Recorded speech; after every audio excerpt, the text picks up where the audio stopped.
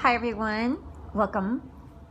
Today we're going to talk about the three types of income and why the high net worth individuals and the rich or wealthy know about it and no one ever talks to you about it. So I really want everyone to really study these, because this is what makes someone richer and could make you wealthy.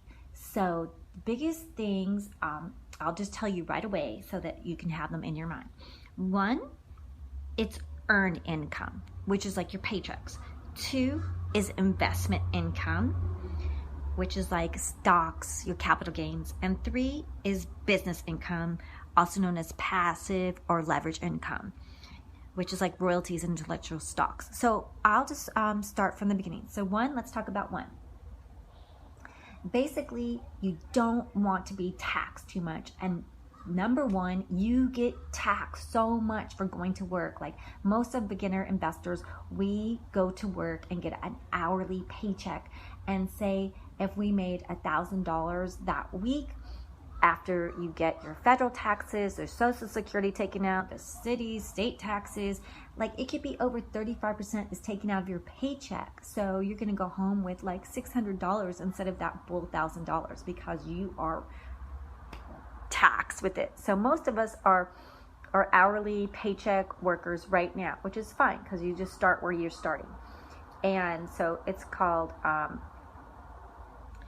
earned income, which is active, like you're actively doing something. You're trading your time for money. And most people are earned income, employee or self-employed person.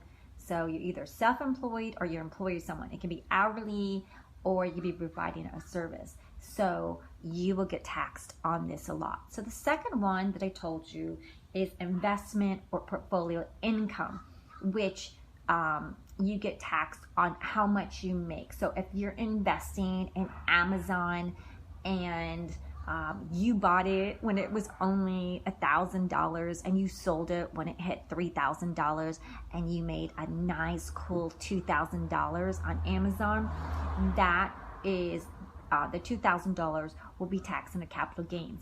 But this is a secret. It was like, oh, if I sell it, I'm going to get capital gains tax. Oh gosh, But guess what? There's taxes for people. And did you know sometimes you get 0% tax on your gain as a single, which I am currently. I just found out that I thought, oh, I can't sell my stuff. And if I would have known this secret, I would have sold my Amazon and rebought it back and already made $300 profit. So now I'm just holding it long term. I'm keeping it my stock for a year and a day like you're supposed to, and waiting for it to go up, because Amazon, they are speculating it could go up to 4,000 and even 5,000 because they are disruptors. So portfolio or investment incomes is your capital gains on stocks and shares. So, and number three, this is where most of the wealthy have their money, is business income, also known as passive or leverage income. So let me just explain a little bit more about it. Most businesses, people have a business where they're getting a passive income. So I would even say YouTube, if you have a successful YouTube channel, you're getting that passive income once you hit your what is it? You have to have 1,000 subscribers or 10,000 subscribers and then 6,000 views. You start getting little passive income from YouTube, which is nice. I think Facebook should give you passive income as well, or any platform that you're on that they're making money off you. They should give you some of the revenue from the advertisements, especially like Google. If you're doing it, people should get a piece of that. So I highly recommend to keep writing to those companies that you use and say, give us a piece. Even no matter how small fractional shares it is, it would be nice. So a lot of people, I'm in Los Angeles, Hollywood, a lot of people are actors, writers, directors, producers, and all around the world. There's book authors, and you can create an intellectual property, and then you can license it out and collect royalties and earn passive income.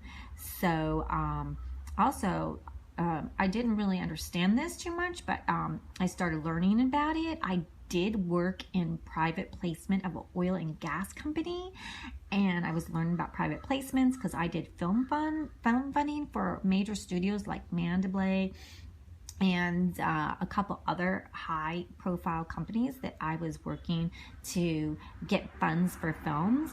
And also I learned a little about the oil and gas. But you could invest in oil and gas and make a profit, and then you could leverage your investment. So I'll explain a little bit more here because it's a little to explain to you. There's advantages to investing of oil and gas, and you get a lower tax bill because you can deduct 80% of your investment in the year you made the investment and up to 100% in 5 years.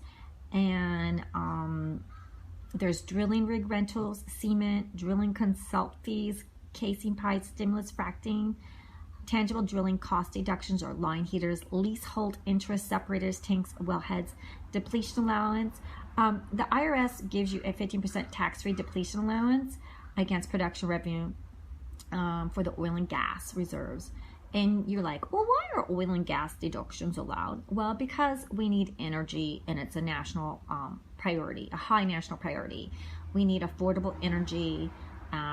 We need it for economic activity. If we don't have gas and electricity in our homes, people can't even, hear the news or the radio. You can't cook your food. You'll freeze in winter, and you'll bake in summer, and you need trucks to deliver food and necessities, water and food to grocery stores. And then if you don't have energy, and the grocery stores can shut down and all the food will rot. So if an investor puts $100,000 into an oil and gas project, right, we wish we had $100,000, right? Well, we will. He would get an 80% deduction on all intangible drilling costs. So 1 year, the tax deduction could be $80,000. So if you're investing in oil and gas, that's why you see people investing in oil and gas, even though oil is taking a hit right now because the economy is closed.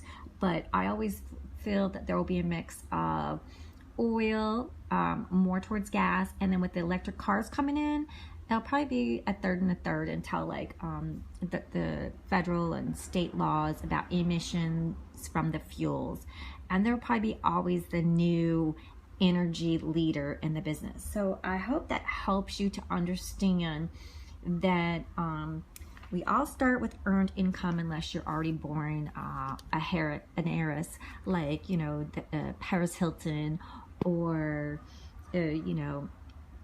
somebody like that you're just born into money, and your family is in real estate investings, and all about that. But most of us are just born into an hourly working position where we don't understand or know those things. But and stocks are super scary because back in the day, like I told you, we were charged a fee to buy a stock, and then if we wanted to sell the stock, we were charged a fee again. So if there was any gains, say like most stocks that you probably would invest and probably move slowly if they're just a slow growth. If it was a high speculative stock, you could lose your money, and then you'd have the fee to buy it, which you lost some money on, and the fee to sell it, and the fee that you lost it. So it was a little scary back then. And then today you do have a stop loss button because everything's run by computers, so that's nice. You can always put a stop loss, like, hey, if the stock ever dips down lower than this, you have a little robot and a button that says stop loss, so you can protect your assets. And traditionally stocks do have, traditionally they say a 10% growth, but I always like to put it lower so that I'm never disappointed. I would even right now in this economy put it down to between 2 and 5%. And some people are saying the stock market will take a dip in August when the federal government aid to people that are unemployed runs out, but I do hope it's extended, because if everything's closed and a lot of businesses were destroyed by the rioters and the protest marches, like, things were burned, especially in Los Angeles. A lot of the businesses on Melrose, Fairfax, and 3rd Street were just burnt. People are scared to open back up. They don't want their things destroyed. I did see Rodeo Drive coming back up. I have videos of Rodeo Drive. There was a line down out of Gucci and Christian Dior. They were just really popular last week. I filmed that, so if you want to see that in my YouTube video. People were lining outside of Gucci, and Gucci is really popular right now. Chanel store on Rodeo Drive was closed, and they directed you to go to their Wilshire store. And I tell everyone, if you invest in the stock market with the money that you're going to buy your Chanel purse or your Gucci purse, you might be able to get your Chanel purse and have money left over, which I wish I would have known that before I ever bought my Chanel purses and Gucci purses, because I would have had my cake and eat it too, especially back then in the 80s, 90s, I would have done really well. So I'm just encouraging everyone to, go on Robinhood, get your free stock. There's my link below. You get two stocks, Webull. One to open the account just for free, and if you add $100 in there, plop $100 in there, they'll give you the second stock. I would just say don't expect a $1,400 stock. That's just like, you're really, really lucky to get the $1,400 stock, but you might just get something between $3 and $20 for sure. And then I would say you can practice with that stock. You can like practice with your free stock, or Webull has this simulator. Robinhood does not have a simulator, but some people just practice with like a 1 penny stock or something. I say practice with the buttons.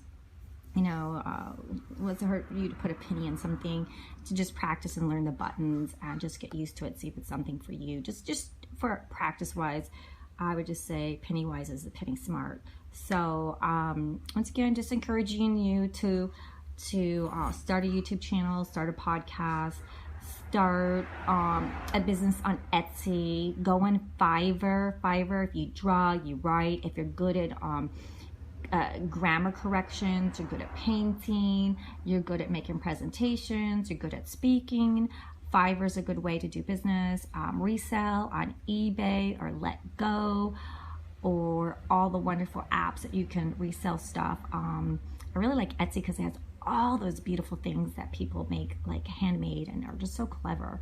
And I really love like how people recycle scraps of material and make purses and napkins and books. It's just really fascinating. So I encourage you to learn how to avoid taxes and make your money work for you and grow compound interest. And make your money work for you, and think and do what the wealthy do, and don't let taxes steal your money anymore.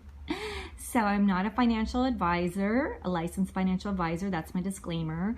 I'm just summarizing and giving you information that might get you excited to learn about and become wealthier. Cheers. Have a great day.